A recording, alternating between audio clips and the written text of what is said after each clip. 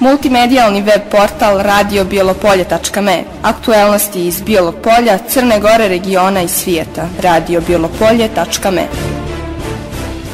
Predsjednik Savjeta Radio Bijelo Polje, dr. Rajko Stevović, uručio je danas direktoru Radija Bijelo Polje, Dragiću Rebrenoviću, vrijednu donaciju od 115 knjiga koje će poslužiti biblioteci koja je u pripremi. Još jedan u nizu projekata koje Radio Bijelo Polje organizuje ove godine.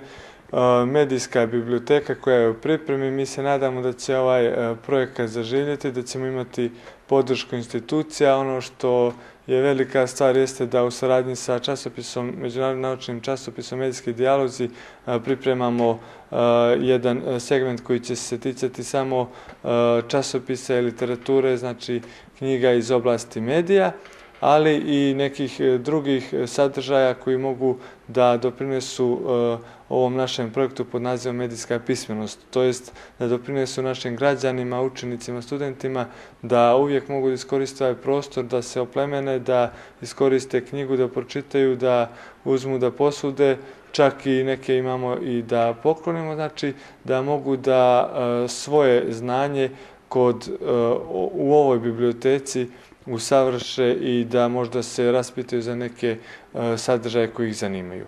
Velika stvar jeste i podrška Ministarstva kulture koje nam je izašlo u susret sa ovim projektom i koje nas podržava i u otvaranju ove biblioteke. Naravno, sve to još u pripremi, a kada sam izložio plan naše realizacije ovog projekta savjetu, predsjednik našeg savjeta, gospodin dr. Rajko Stevović, je odlučio i sam da donira veliku količinu knjiga, znači radi se o 115 naslova, na čemu se naravno ovom prilikom moramo zahvaliti gospodinu Stevoviću koji nas podržava u svim projektima i kao član savjeta, ali i kao građanin i koji nas naravno postiče da mnoge stvari radimo na što bolji način i da sve te dešavanja usmjera nas kako sa svojim iskustvom, dugogodišnjim radom u kulturnim dešavanjima, kako možemo da što bolje organizujemo i sprovedemo neki od projekata. Eto, kažem, prilika da se zahvalimo gospodinu Stevoviću i njegove porodici,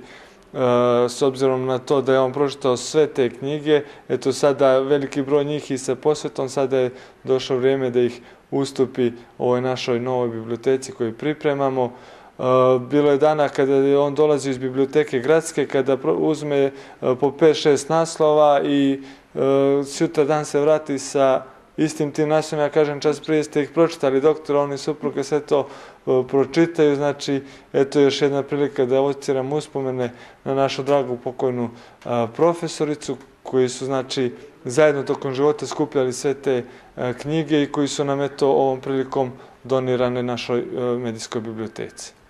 Radio Bijelo Polje osjećam kao svoju rođenu kuću, a imao sam tih knjiga koje smo pročitali, ja i moja žena pokojna, dosta, pa da ne stoje tamo, ja bih želio da one se nađu na usluzi, u prvom redu radio, jer ja sam bio član upravnog odbora, sad sam član savjeta i trebam da primjerom svojim pokažem.